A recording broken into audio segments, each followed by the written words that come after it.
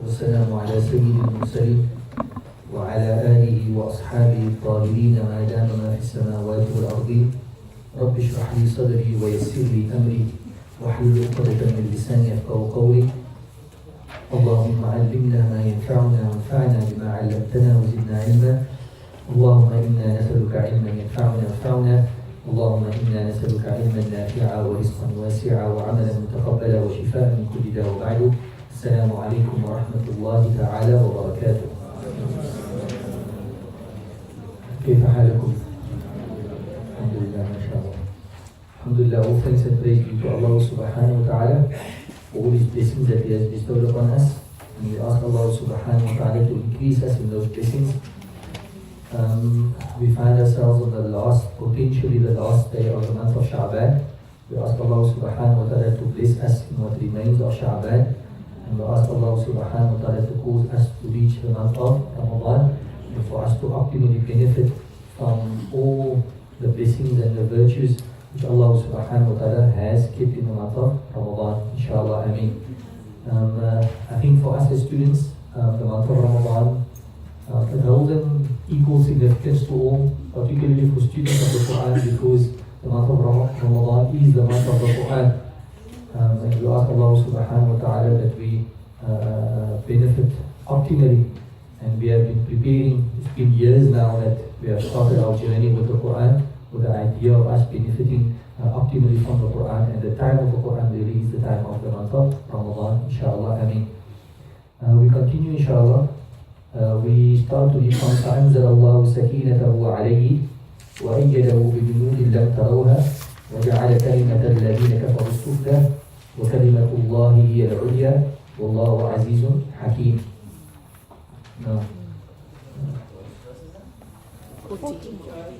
It's basically the last verse we started was لا تحزن إن الله معنا. It was part of the verse. I think it's verse 40 here.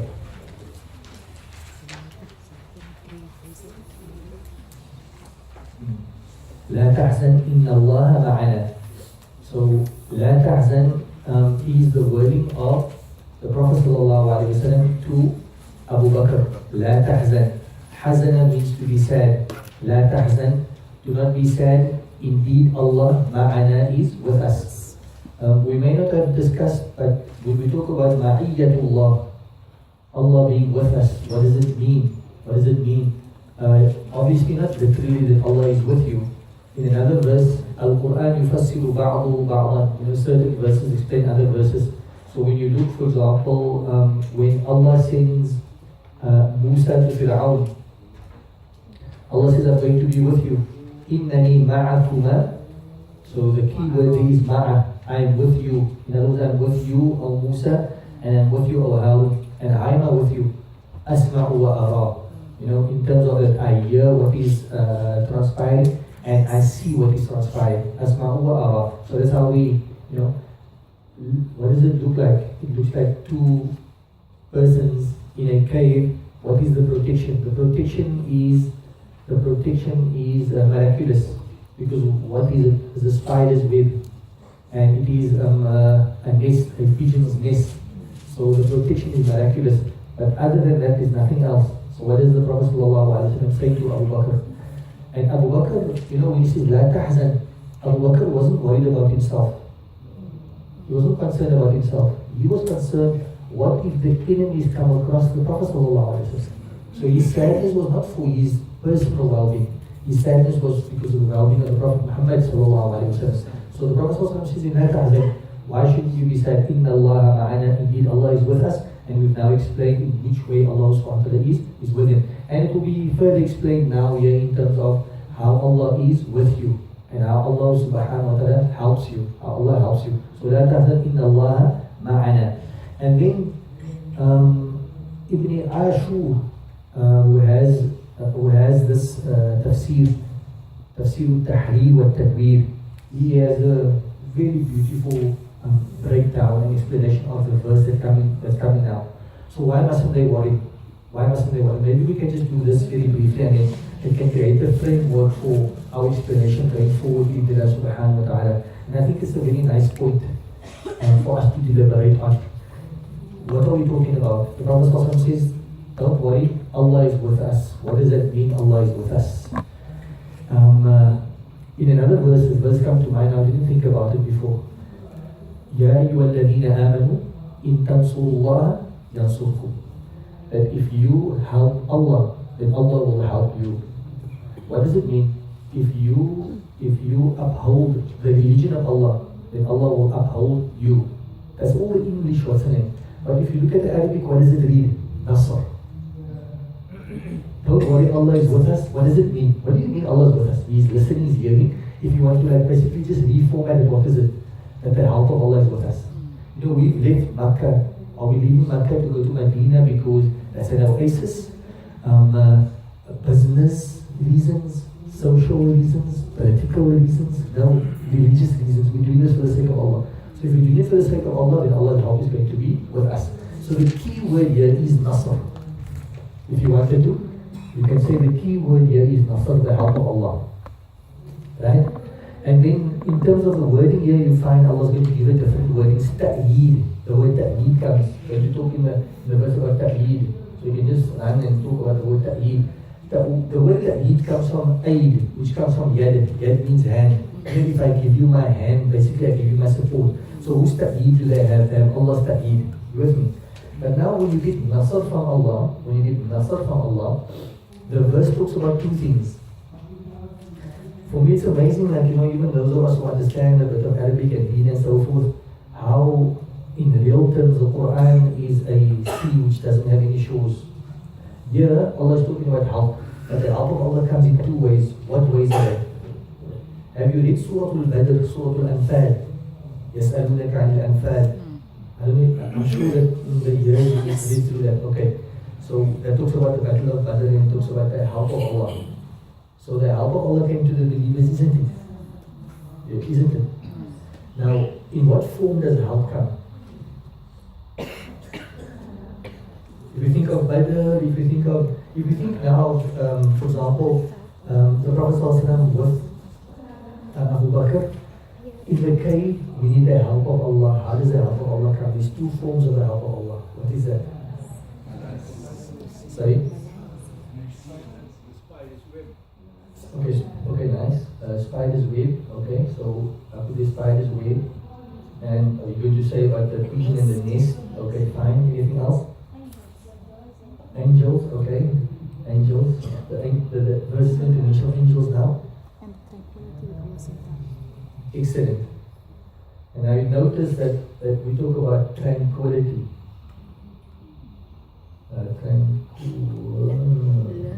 That's an L, the T, and that's a T there. Tranquility. But now, if I want to sum all of this up, which most of us went to, when we think about the help of Allah, generally what is it? It's like concrete things. But tangible things, you know? So let's put tangible. But not realizing that the help that you need is not really the concrete, like tangible stuff, man. You know, we actually have the ability to withstand a lot of these, even without the tangible help. But where do we need help most of the time? So this I'm going to call like tangible concrete, and this I'm going to call basically the abstract. So what happens is in Arabic they put it a bit differently and it comes very clearly. All of these things over here, there's the English like terms for the phenomenon. Right? I was going to say stuff, but you know, class choose the right word. These phenomenon, right? Another word for phenomenon is like stuff. So phenomenon, these phenomenon over here in Arabic is referred to as, the word they use is jismani. So it's help, but the help has a body, it's a concrete thing. Angels, it's concrete. The spider, it's concrete. The nest is all concrete help. So you need the concrete help. Right? But then what happens here is the abstract help, they call it nafsani. Now you know, nafs means your nafs, but nafsani also means like help, but you know, not concrete, abstract. You with me? And this year, I'm sure that you will agree with me, you do appreciate what do you appreciate? The sentiment or the fact that the guy gives you a 5 rand? The sentiment. So in challenges, what happens is just the fact that you know you have support is enough for you to weather the storm. Now that type of help, what help is that? That's not just jismani, it is nafsani. It's really a very important point. And when in terms of the verse now, if you follow it at this particular level, and I'm conveying these things to you, we're on the same learning curve over here. That's utterly amazing for me, because if you read the verse, La tahzan inna Allah ma'ana, right, in terms of order, you with me, don't be sad, Allah is with us, that statement. And then you see fa means to follow, فَأَنزَلَ اللَّهُ سَكِنَةً, then Allah sent down tranquility. You get apparently the incorrect meaning of the verse. Why is that? Because the statement, you can't say Sakina followed the statement La tahzan, because the statement La tahzan is in and of itself a means of tranquility. So what's happening in terms of the verses, Allah is just listing the forms of help that came to the Prophet ﷺ and to Abu Bakr. To Abu Bakr, what was it? He was really distressed. And then as a form of help from Allah, the Prophet ﷺ told him, don't be sad. It's like somebody tells you, Hakuna Matata.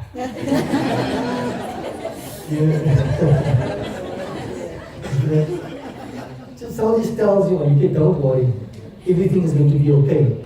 That to have somebody like that in your life, it's a nasr from Allah. It's a help from Allah. It's you get.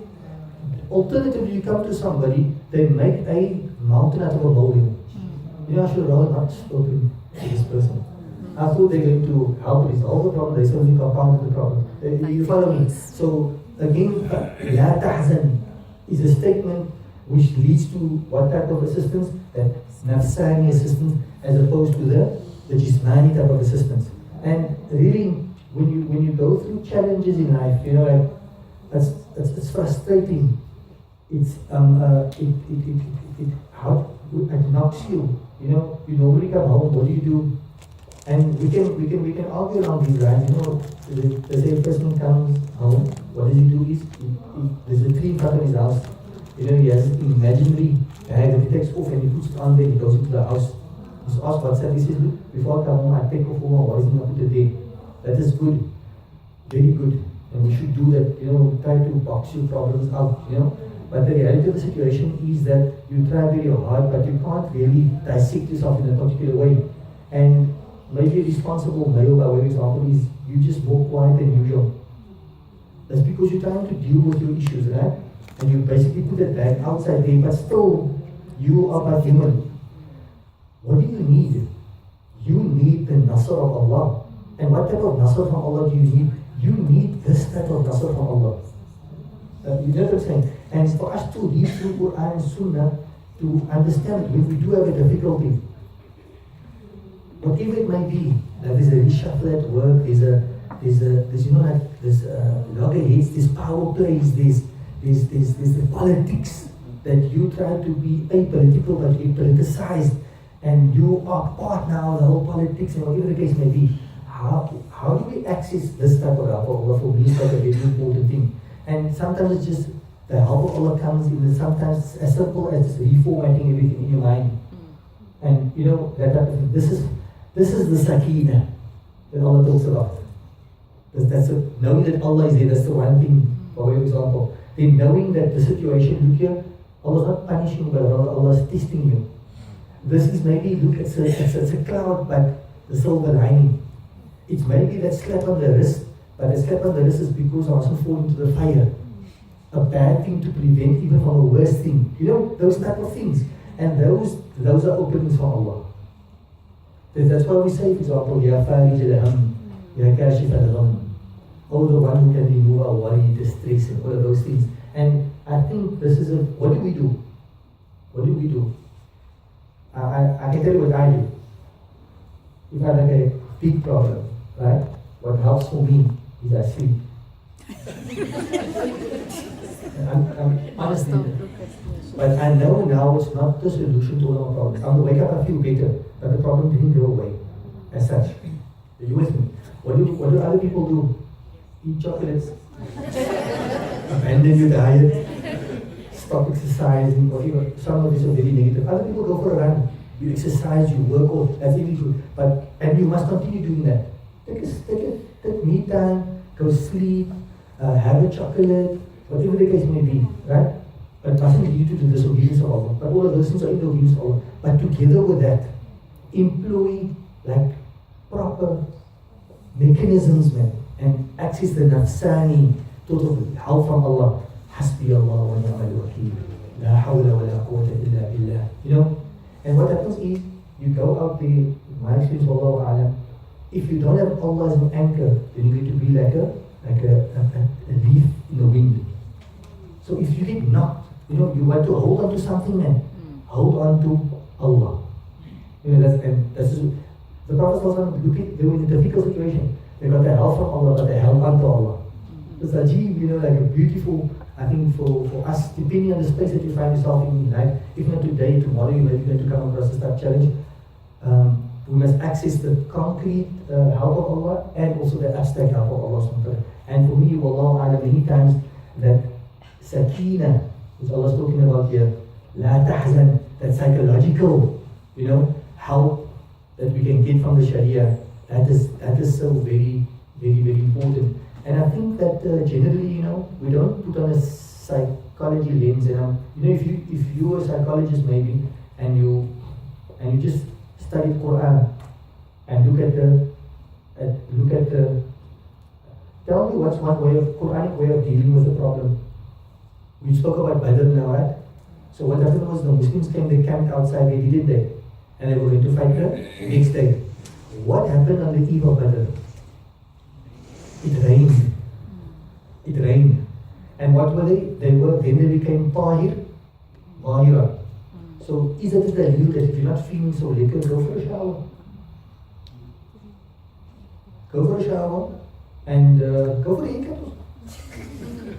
And go for a, you know, like go to the, what do they call that place now? A spa and a manicure, pedicure, what do they call it, the full, is there a name for it now? I really don't know the terminology, so I'll put out here. You go for the full treatment. Full treatment. You understand what I'm saying? But you do it with a niyah. I mean, the Mufassirun say, and Allah says, He sent down the rains upon you in order for you to gain purity. Purity on two levels. Physical purity and then spiritual purity. Because the one supports the other one. You know? That's why our ulama say, when you feel your worst, you must look your best. This is all psychology, but positive psychology. They're not going to make a further vegetable from you. I feel when you go to a normal psychologist, you know, you go in a problem. You come out of there, you also. Go to Quran. No, I'm not saying that you mustn't access, because it's very important to help and get over certain trauma and stuff. But there's a Quran free of charge. Free of charge. And it's simple thing, and try it out. You don't feel so what's wrong, get yourself in order, everything. You may feel whatever inside, broken, torn, shattered, and disappointed, and how good is it? Go for a shower. You know what I'm saying? So, the positive Quranic stuff, man, phenomenon, you know? Let us use that, and wallahi, it will make us stronger from the inside. And we need to become, and the month of Ramadan is for, to become stronger. And you know what happens? What happens to us? And then I'm asking for everybody in this class. I know you do recover, but why must it take you a week? Something happened to you? After a week, you start seeing things clear, and okay, no, this is the way forward. A week? Bring it down. 3 days, 24 hours, give it an hour. You'll come to certain situations where you're in the move, and then you just go. Or do they put you in ICU? And then we did nothing to you, but you're not in class. You know what I'm saying? We didn't do anything to you, and we were also affected by whatever happened. You know what I'm saying? So we must become stronger like that. And that is, for me, like it's a very important thing. I cut myself up because it happens to me, or I'm talking about like a personal experience. Why do okay, this happened, that happened, but we must get back onto track and just carry on. Why is it that, you know, trivial, small things that just derail you completely, and then, a week, 2 weeks later, you know what I'm saying? So we must grow stronger like that, So may Allah grant us the tawfiq, inshallah, and give us all of that. So here we have the Nasr. So I'm going to read through the verse now, and then you must place basically what is Allah doing. Allah is providing Nasr. Look at the spider's web is Nasr but concrete. The nest is concrete. The angels, even the angels' help is concrete. Because we might not be able to see them, but it's an external thing. But Allah, very importantly, like here in this instance, in the Battle of Badr, Allah points out to you the help that you can get from Allah, which I think is the ultimate type of help, which is the Nasani help. And you can compare yourself, for example, to a person who doesn't believe in Allah. How easy it is for you to get over certain things in your life. Your car gets stolen. You say Inna, yes, it's a setback. But when you say Inna lillahi wa inna ilayhi raji'un, that other person who doesn't have Inna lillahi wa inna ilayhi raji'un, like Abu Bakr didn't have La tahzan, that person, wallahi, I've seen it happening. A person who doesn't have Inna lillahi wa inna ilayhi raji'un, they want to know what's wrong with me, why me, all of that, and they go, it can lead to suicide. You know what I'm saying? So, Alhamdulillah ala ni'mat Islam. So we're going to read through these verses now, inshallah. فَأَنزَلَ اللَّهُ. So the Arabic now reads فَأَنزَلَ. So أَنزَلَ يُنزِلُ إِنزَال means to send down. فَأَنزَلَ اللَّهُ سَكِينَتَهُ. So أَنزَلَ يُنزِلُ إِنزَال. We know the أنزل, the root letters are نَزَلَ. I'm sure you've come across the difference between نَزَلَ and أَنزَلَ. نَزَلَ, like in piecemeal. Here what happens is Anzala means like at one time. So if you wanted to and read more into the sakina, the tranquility, it's not like Allah gives you like peace. Allah gives you like the antibiotic, you take the whole course. Here in terms of sakina, Allah is giving you peace. When you require it, Allah gives you all of what you require, the entire course. فَأَنزَلَ اللَّهُ. So then Allah sends down, right? Sakinatahu. So that's mudaf ilayh. That pronoun goes back to Allah. Sakinatahu ay sakinatullah. And what is sakina? Sakina is what the Arabs say, itmi'nanun nafs. You have a contentment in terms of your heart. So if you have any type of challenge, but how do you face this challenge? You completely fragmented or you collected in terms of being contented. Itmi'nanun nafs, that's sakina. No matter what happens to me in terms of my internal space, I'm content. فأنزل الله سكينة. In a difficult position, Allah sends this down. فأنزل الله سكينته عليه, upon him. So upon him would be Wallahu a'lam. In all of these instances, we use the pronoun. It doesn't detract in any way from the greatness of Abu Bakr radiallahu anhu. But the pronouns here refer to the Prophet sallallahu alaihi wasallam. Then Allah sent down His tranquility upon him sallallahu alaihi wasallam. And obviously because Abu Bakr is with him, and then they from being recipients of the tranquility from Allah subhanahu wa ta'ala, they equal in that particular regard. وَأَيَّدَهُ بِجُنُودٍ لَمْ تَرَوْهَا. So the sakina falls into which one? Nafsani. Right? And then Allah goes on and what does He say?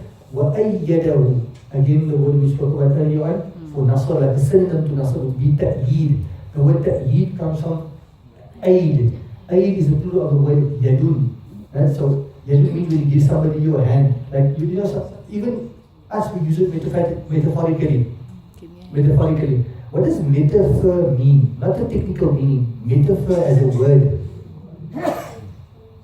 The word metaphor is a Latin word. It means to carry over.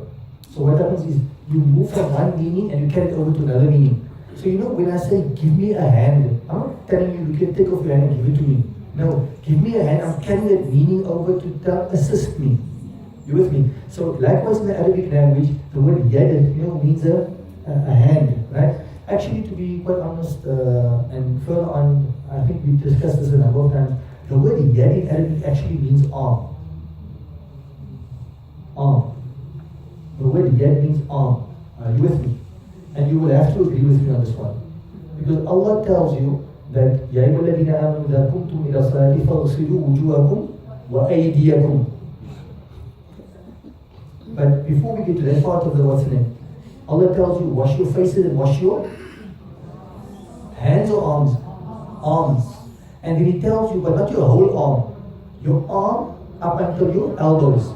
So in other words, arm actually is from the ear, yad, which is arm, is from ear to ear. If Allah tell you, wash your hand up until the elbows, you with me? So the word yad means arm. You with me? And now what happens is, when Allah tells you, just to further our understanding, وَالسَّارِقُ وَالسَّارِقَةُ فَقَطَعُوا أَيْدِيَهُمَا, a person steals, what must you cut? Arm. It says arm. But then what happens is, the sunnah of the Prophet comes to limit arm. Like the ayah limits the arm till the elbows for washing, for cutting it limits the arm till the wrists. Are you with me? So the word yad means arm. Okay. So, but when I say give me a hand, I'm not saying give me your hand, give me your arm. I'm saying assist me. So what happens now? وَأَيَّدَهُ, and Allah assisted him. Allah gave him a hand. Allah assisted him, sallallahu alayhi wa sallam. How did Allah assist? Allah can assist him in many ways. But in this particular way, how does Allah assist? بِجُنُودٍ. بِجُنُودٍ. The word junud is the plural of the word jund. Jund means army. بِجُنُودٍ. And now, لَا يَعْلَمُ جُنُودَ رَبِّكَ إِلَّا هُ. No one knows the extent of the army of Allah except for him. How did Allah conquer different formidable enemies? If you look in the history of the year of the elephant, Allah used what? A formidable army. It was birds with peoples. You with me? So Allah said, in this instance, Allah sent down His army. How? Which army was this? One of the sisters said it before. It was the angels. Where the angels is, where the angels there. So this is the concrete demo. How did the angels come? That's quite unique, if you think about it. Because it's now miraculous in terms of the way that the Prophet got away. And this is also what Ibn Ashur highlights, which is quite unique. If you look at it in this way, if you look at it, I can take this off. Allah helped, and we know now where to put the help back. It's either tangible or intangible. But now, if you think about it,